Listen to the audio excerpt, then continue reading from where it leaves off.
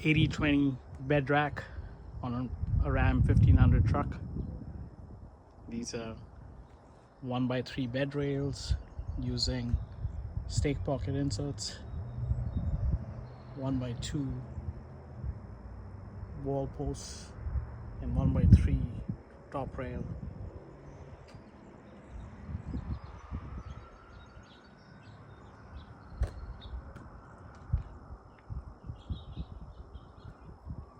Crossbar on top with support braces.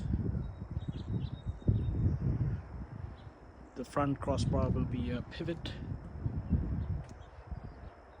using this pivot brake. Plan is to use the truck bed for truck bed tent camping, so I use a truck bed tent, so that's why I need the front crossbar to be opened when needed.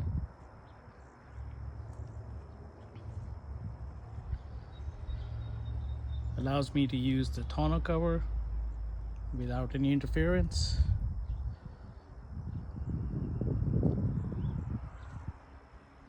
Yeah, all 80/20. Got it from a company called tnuts.com.